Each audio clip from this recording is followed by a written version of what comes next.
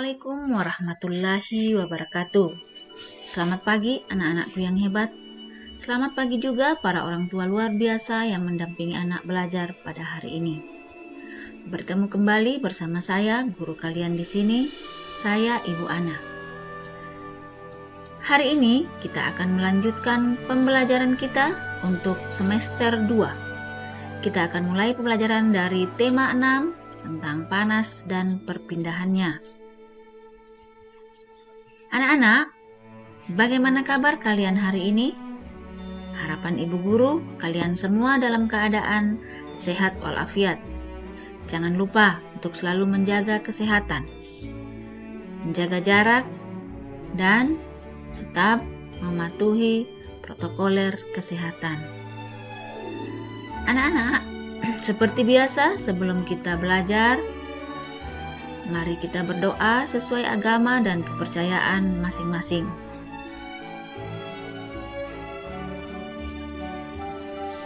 Baik, terima kasih. Nah, hari ini kita akan belajar pada subtema 1, yaitu tentang suhu dan kalor.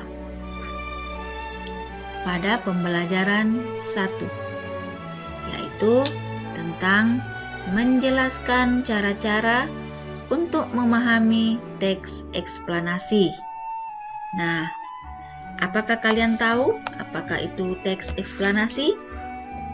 Nah, teks eksplanasi adalah merupakan teks yang berisi penjelasan tentang berbagai peristiwa yang terjadi di sekitar kita. Misalnya, peristiwa terjadinya banjir, atau terjadinya gunung meletus, atau tentang peristiwa apa saja yang sedang terjadi saat ini. Nah, teks eksplanasi itu harus disajikan sesuai dengan fakta atau kenyataan yang benar-benar terjadi. Di dalam teks eksplanasi dilengkapi dengan struktur, yaitu terdiri dari pernyataan umum, deretan penjelas, dan kesimpulan. Anak-anak, dalam menentukan kata-kata kunci atau menjawab pertanyaan-pertanyaan yang berkaitan dengan teks eksplanasi, maka kita harus melakukan beberapa hal. Yang pertama, tadi kita harus menentukan kata-kata kunci.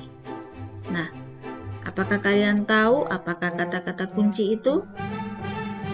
Kata-kata kunci adalah kata-kata yang penting dan sering muncul di dalam teks. Kata-kata kunci ini biasanya terdapat di dalam judul atau di dalam isi teks. Dalam pencarian informasi, kata-kata kunci itu bisa dipersempit atau diperjelas dengan tujuan agar informasi yang diperoleh sesuai atau tepat sasaran.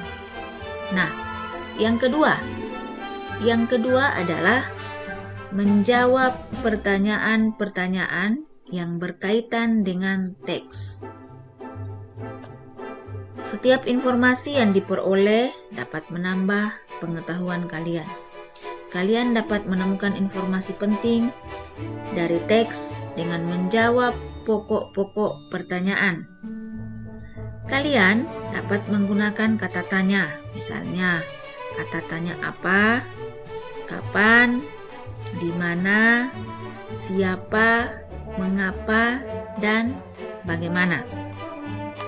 Nah, anak-anak, agar kalian bisa lebih memahami tentang teks eksplanasi, maka berikut ini ibu guru akan membacakan sebuah contoh teks eksplanasi dan kalian dengarkan baik-baik. Baik. Kalor merupakan salah satu bentuk energi yang dapat berpindah dari benda yang bersuhu tinggi ke benda yang bersuhu lebih rendah. Perpindahan kalor dapat terjadi karena adanya perbedaan suhu dalam benda.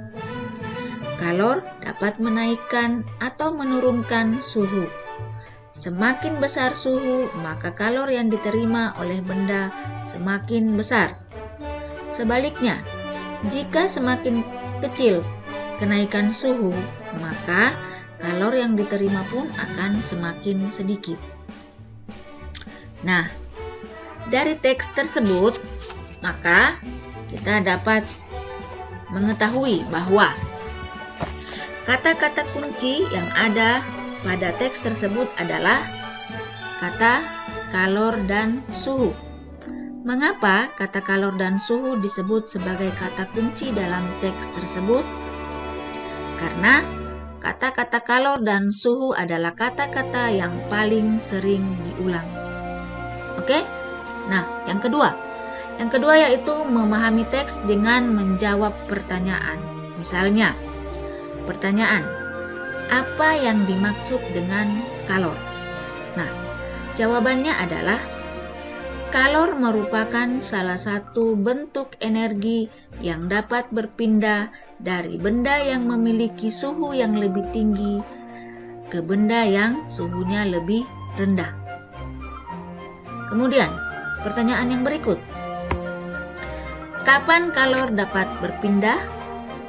Jawabannya adalah kalor dapat berpindah ketika kenaikan suhu terjadi dalam suatu benda.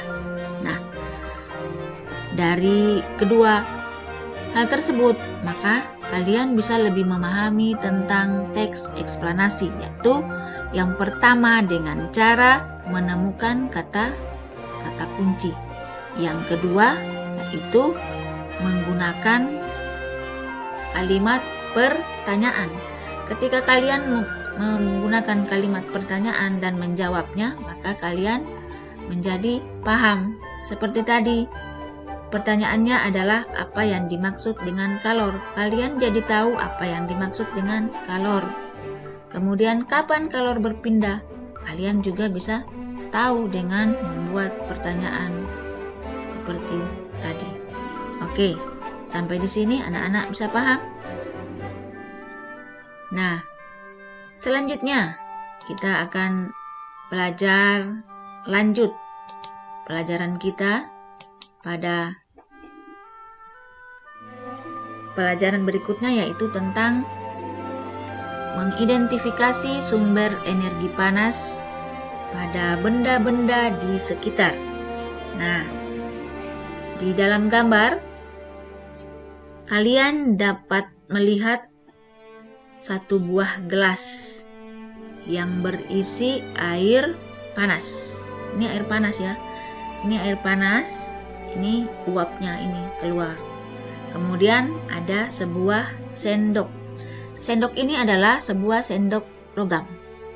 Nah, sendok yang diletakkan di dalam gelas yang berisi air panas, kemudian dibiarkan lama, maka ketika kalian memegang sendok tersebut, kalian akan merasakan panas. Nah, kenapa kalian merasakan panas?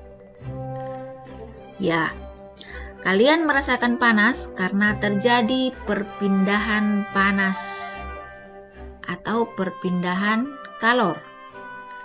Panas itu dapat berpindah melalui benda-benda seperti benda-benda yang terbuat dari logam, seperti sendok ini.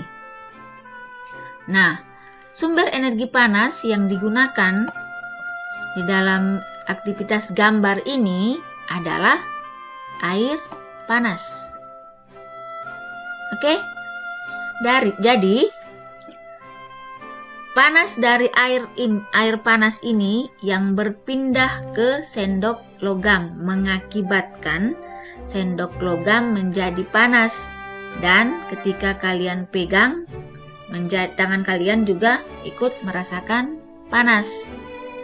Nah, sumber energi yang digunakan adalah apa? Air panas. Nah, contoh berikut. Manakah yang merupakan sumber panas pada kegiatan berikut ini? Di sini, kegiatan apa yang dapat kalian lihat? Di sini adalah kegiatan sedang memasak air panas.